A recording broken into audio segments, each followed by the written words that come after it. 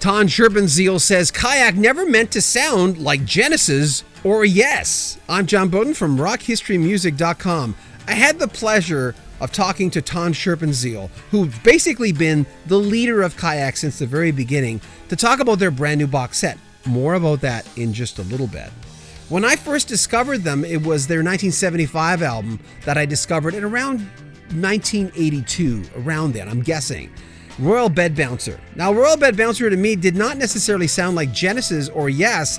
I immediately thought of Supertramp, mainly because of Ton's piano work. He has that classically trained piano player vibe, which is really cool when you're talking about a band that back then sounded very progressive. But I asked him, did you mean to go down those roads? Were you consciously trying to sound like Genesis or Yes? There was never a decision. It just happened. We were very bad career planners, and still are, by the way. But, we started off being Prog fans, and we really liked bands like Yes, and you can hear that in the first album.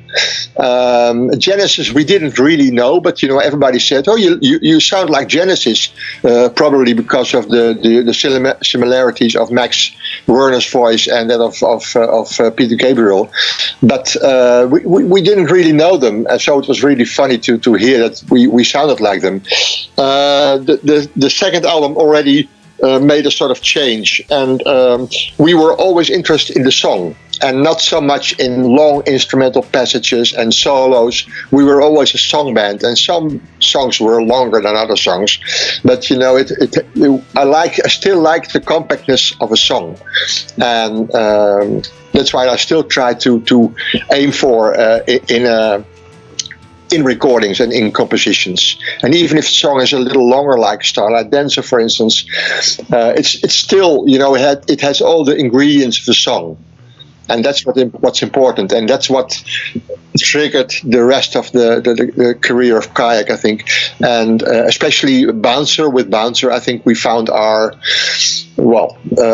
method of working. And I need to say that Pim Koopman was almost absent on this album, so it was I had a lot of inspiration, and he had some personal problems which made it difficult for him to write. So, but for me, that was the starting point of the band, actually. The first two were exercises. Kayak are working on their 17th album, appropriately titled 17, and Journey Through Time is their new box set, which is available. It's a limited edition box set, which is available right now. We'll have links where you can buy it down below. First of all, there are 8 demos from the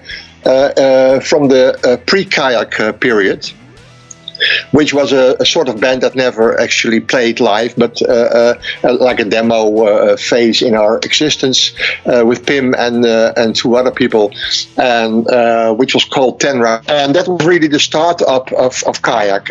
And then there are a couple of other songs, not from Kayak, but from related bands that we were in.